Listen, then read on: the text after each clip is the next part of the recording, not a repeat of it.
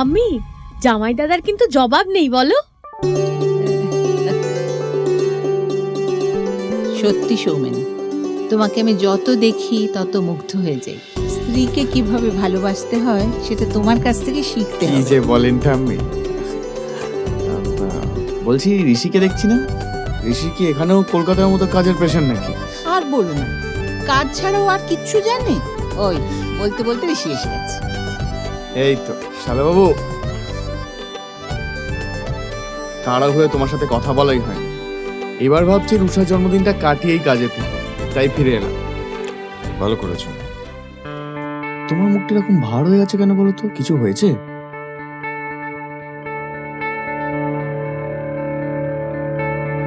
রুষা, আমি কি কিছু ভুল বললাম? না, আমারও মনে হচ্ছে তুমি ঠিকই বলেছ। ভাই, কিছু হয়েছে? না কিছু না, শুধু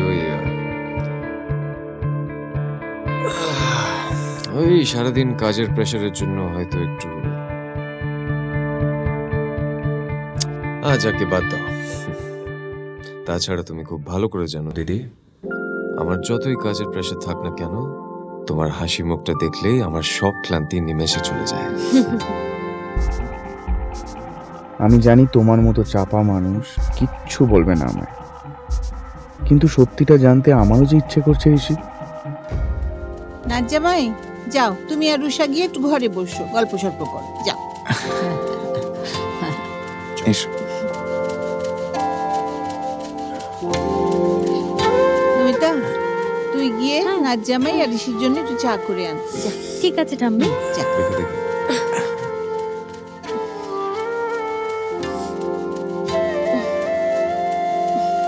থ্যাংক ইউ।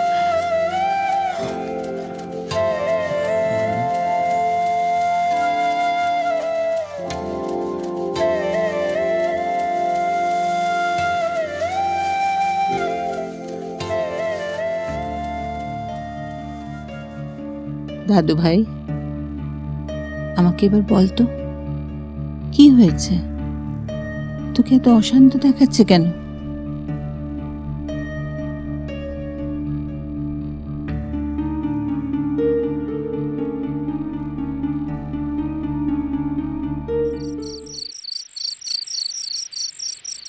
ওই নূর রাজবাড়ি বিক্রি হয়ে যাবে মানে? কি বলছো কি তুমি মা? হ্যাঁ, এটা কি করে সম্ভব? আমরা এতগুলো দোকানদার, আমরা সবাই মিলে আমাদের পরিবার নিয়ে তো জলে ভেসে যাবে আমাদের পরিবার। পথে এসে তুমি একটু শান্ত হও না, তুমি কি করে শান্ত হবো আমি? চিন্তা করো না এত। মেশো, তুমি একটু চুপ করো, তুমি একটু প্লিজ শান্ত হয়ে বসো, প্লিজ। চুপ বসে বসে একটু বসো। তোমরা আমার কথা শোনো। দিভাই যা শেক দিয়েছে না ওই লোকটাকে, এবার ওই লোকটা হাড়ে হাড়ে টের পাবে কার সাথে ঝামেলা করতে এসেছে। ও, তার মানে সেদিন যে শুটিং টুটিং এর ব্যাপার ছিল সেটা এই জন্যই ছিল। হুম, কিন্তু কে বলতো লোকটা? কেউই তো চিনিস না বললি। হ্যাঁ গো, মা, ওই নূর রাজবাড়ি কিনছে, কিনে সেটাকে রিসর্ট বানানোর কত টাকা বলো তো? এই এখানকার লোক না, না, ও নিশ্চয়ই বাইরের কোনো লোক। লোকটার সাহস দেখে আমি অবাক হয়ে যাচ্ছি মেশো। আমাদের কোহিনূর রাজবাড়ি কিনে নাকি উনি নিজের প্রিয়জনকে গিফট করবে? পয়সা আছে বলে কি করবে না করবে ভেবেই পাচ্ছে না লোকটা। আসলে কি বলতো, সাধারণ মানুষদের না মানুষ বলে মনেই করে না। ওর মতো একটা রক্তচোষা বাদুরের প্রিয়জন আছে, এটা ভেবেই তো আমার অবাক লাগছে। যদি কেউ কোহিনূর রাজবাড়ির ভিতরে আমাদের এন্ট্রিটা বন্ধ করে দেয়, এ বাবা, কি হবে তাহলে? আমরা তো কোনো লিগ্যাল স্টেপ নিতে পারবো না রে। লিগ্যাল স্টেপ নিতে পারবো না ঠিকই, কিন্তু আমরা প্রোটেস্ট তো করতেই পারি মেশো। এতগুলো মানুষের রুজি রোজগার জুড়ে আছে ওই রাজবাড়ির সাথে, আর এত দূর দূর থেকে এত টুরিস্টরা এই বৃষ্টি বাড়িতে ছুটে আসে শুধু ওই রাজবাড়ির টানে। তাদের কি হবে? তাহলে দিভাই তুই এবার কি করবি ভাবছিস? মেশো, তুমি চলো আমার সাথে, এক্ষুনি বাজার কমিটির একটা মিটিং ডাকতে হবে। মিটিং কর? হ্যাঁ হ্যাঁ হ্যাঁ, সবার সাথে না আলোচনা করে তারপর আমরা একটা সিদ্ধান্ত নেবো, ট্রাই করতে হবে। হ্যাঁ বাবা, আমি একটা কাজ করছি, সবাইকে ফোন করে এক্ষুনি মিটিং এর কথাটা জানিয়ে দিচ্ছি। চলো মেশো, হ্যাঁ যাই আমরা? তাই তো এত বড় কাণ্ড, যেতে তো হবে। ও ভগবান, এসব আবার কি হচ্ছে? একটু দেখো ঠাকুর, দেখো সবটা। এখানে এসে এমন একটা ঝামেলা হতে পারে সেটা আমি এক্সপেক্ট করিনি ঠাম্মি। যত সহজে ভেবেছিলাম কাজটা মিটে যাবে, তত সহজে বোধহয় হবে না মনে হচ্ছে। না না, তা তো হবে নাই দাদু ভাই, তা তো হবে না। তুই তো রুষাকে একটা জামা কাপড় কিনে দিচ্ছিস না, তুই ওকে একটা আস্ত গোটা রাজবাড়ি কিনে দিচ্ছিস। আর আমি আগেও দেখেছি এখানে রাজবাড়ি নিয়ে বৃষ্টি বাড়ির লোকেদের একটা অন্যরকম সেন্টিমেন্ট কাজ করে। ঠাম্মি, রাজবাড়ির প্রতি একটা সেন্টিমেন্ট কাজ করতেই পারে, কিন্তু তার মানে তো এই নয় যে আমি হাসতে হাসতে সেটা ওদের হাতে তুলে দেব। না না, আমি তা বলছি না দাদু ভাই, ওদের ভালো করে বুঝিয়ে বলতে হবে যে এখানে রিসর্ট হবে, তাতে ওদের মঙ্গল হবে। এখানে কত বেকার ছেলে মেয়ে, তারা সব চাকরি পাবে, ওদের লাভের দিকটা ওদের বুঝিয়ে বলতে হবে তো। ঠাম্মি, ওসব সেন্সলেস লোকজনের সাথে আমি কোনো রকমের বোঝাপড়ায় যেতে চাই না। ওরা কোনো কিছু বোঝার যোগ্য নয়। আর আমি যখন ডিসাইড করে ফেলেছি যে আমার দিদির জন্মদিনে আমি আমার দিদিকে কোহিনূর রাজবাড়ি গিফট করব, তখন পৃথিবীর কোনো শক্তি আমাকে সেটা করা থেকে আটকাতে পারবে না। শালাবাবু রুষাকে কোহিনূর রাজবাড়ি গিফট করার কথা ভাবছে?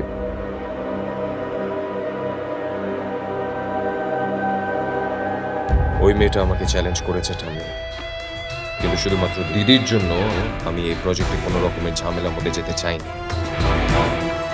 কিন্তু আজকের পর থেকে আমি ডিসাইড করে নিয়েছি, ঋষি সেন চাইলে ঠিক কি করতে পারে সেটা ওই মেয়েটার সাথে সাথে বৃষ্টি বাড়ির লোকজনকেও আমি দেখিয়ে দেব।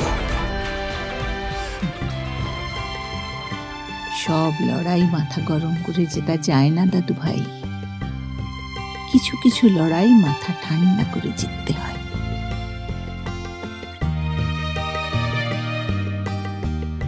না না মেশো, শান্ত থাকার তো কোনো প্রশ্নই ওঠে না।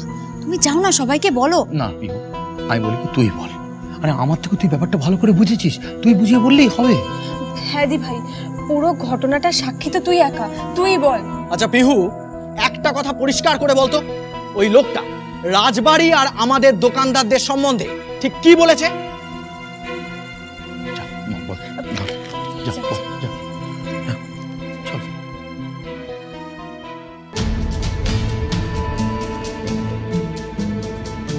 বিজনেসম্যান ঋষি সেন আজকে আমাদের লাইট অ্যান্ড সাউন্ড শো এর মাঝে স্টেজে উঠে রীতিমতো হুমকি দিয়ে গেছে, কাল থেকে এখানে কোনো টুরিস্ট ভিজিট, কোনো ব্যবসা হতে দেবেন না। আজ থেকে কোনো টুরিস্ট ভিজিট, কোনো বিজনেস, কোনো লাইট এন্ড সাউন্ড শো আর হবে না। হবে না মানে? আর আপনি কি এইসব কথা বলার? কারণ এই কোহিনূর রাজবাড়ি এখন আমার। বৃষ্টি বাড়ির সবচেয়ে বড় ঐতিহ্য ঋষি সেন কিনে নিয়েছে। একজন বাইরের লোক আমাদের বৃষ্টি বাড়িতে ঢুকে আমাদের পেটে লাথি মারবে, আমাদের গর্বের কোহিনূর রাজবাড়ি নিজেদের মুনাফার জন্য আমাদের কাছ থেকে কেড়ে নেবে, আর আমরা চুপ করে হাতে হাত দিয়ে বসে থাকবো? তা কিছুতেই হতে পারে না। কিছুতেই হতে পারে না, কিছুতেই হতে পারে না। আমাদের সবাইকে এখন একজোট হয়ে লড়াইটা লড়তে হবে। কাল সকাল ঠিক 8টায় আমরা এই রাজবাড়ির গেটে জমায়েত হব। তোমরা সবাই আমার সাথে আছো তো? সবাই আছে। কিন্তু পিহু, আমরা প্রোটেস্ট করব কিভাবে? এমন জবাব দিতে হবে আমাদের যাতে ওই বহিরাগত লোকটা সারা জীবন মনে রাখে, আর কোনোদিনও আমাদের কোহিনূর রাজবাড়ির দিকে চোখ তুলে দেখার সাহস না পায়। বৃষ্টি বাড়িতে অসময়ে বৃষ্টি কেমন হয় কাল আমরা ওকে দেখাবো। কাল ওরা টের পাবে ঋষি সেনের সাথে ঝামেলার ফল ঠিক কি হতে পারে।